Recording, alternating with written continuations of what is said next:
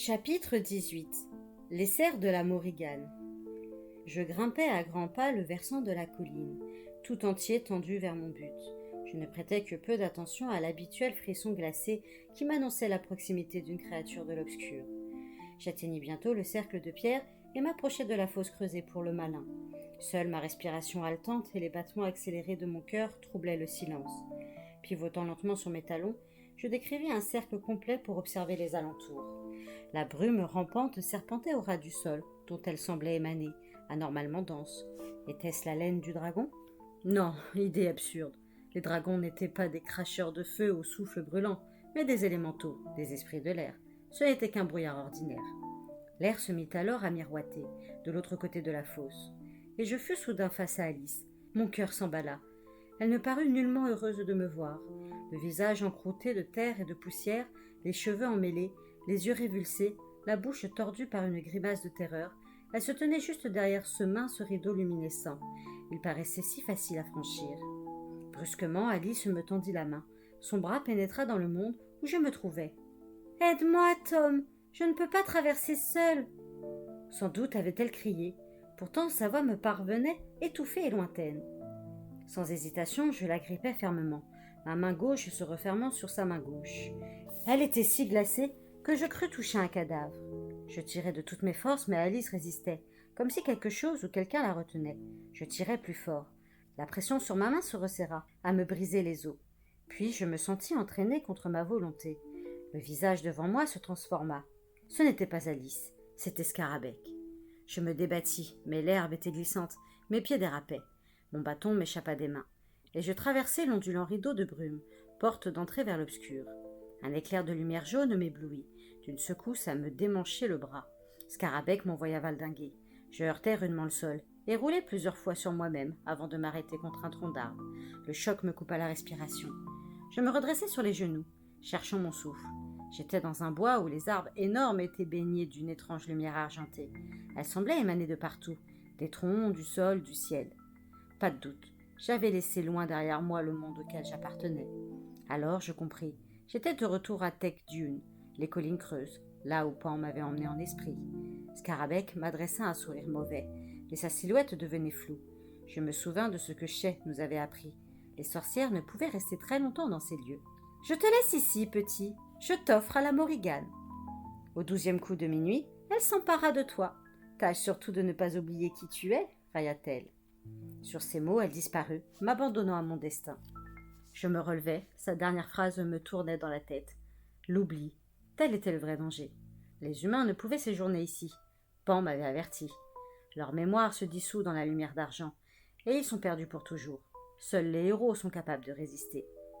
Les héros irlandais, ceux d'autrefois, comme Cuchulain. Pas même une sorcière celte, en dépit de ses pouvoirs. Moi, je n'avais aucune chance. J'étais dans l'entremonde, corps et âme, livré à la Morrigan. Quel espoir avais-je de survivre ? Une poignée de sel et de limailles de fer dans mes poches, une chaîne d'argent enroulée autour de ma taille, ne suffirait pas à vaincre une déesse. Je me souvins de mon combat contre Lordine, en Grèce. Elle s'était débarrassée de ma chaîne, d'un simple mouvement d'épaule. Je ne suis pas sûre de bien me remémorer ce qui s'est passé ensuite. Je me retrouvais soudain à quatre pattes, hébétée, désorientée. Je cherchais mon bâton. Où était-il ? Il me fallait à tout prix le retrouver.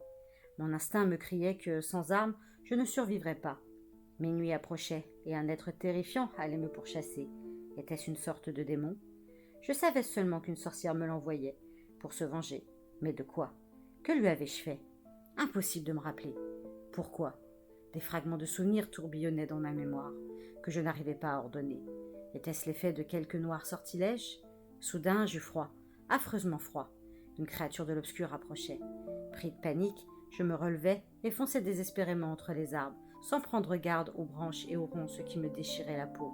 Je n'avais plus qu'une pensée, fuir. L'être qui était à mes trousses ne courait pas sur ses deux pieds. J'entendais à présent le battement furieux d'ailes monstrueuses. Je jetai un coup d'œil derrière moi, et le regrettai aussitôt, car ce que je vis ne fit qu'augmenter ma terreur. J'étais poursuivi par un corbeau gigantesque. Un fragment de ma mémoire en morceaux se remit en place. Ce corbeau était la Morrigan, la déesse assoiffée de sang vénérée par les sorcières celtes. Les victimes marquées par sa griffe devaient mourir. Elle hantait les champs de bataille et arrachait à coups de bec les yeux des mourants. Un deuxième fragment de mémoire me rendit un peu d'espoir. Il me restait une mince chance de m'échapper. Quelque part devant moi s'élevait une église. Une fois à l'intérieur, je serais sauvée. L'atteindrais-je avant d'être attrapée par la Morrigan? J'avais tant de fois vécu cette situation en rêve. Maintenant, elle devenait réalité.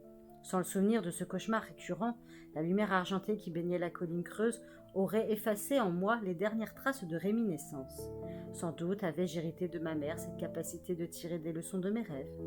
Habituellement, les églises n'offraient aucun refuge contre l'obscur, contrairement à ce que croyaient les prêtres. Les épouvanteurs, eux, savaient cela. Pourtant, il me fallait atteindre celle-ci, ou mourir. Je courais à perdre haleine, sans prendre garde aux racines et aux branches tombées. Je finis par buter contre un obstacle et m'étalai de tout mon long. Me redressant vivement sur les genoux, je jetai un regard en arrière.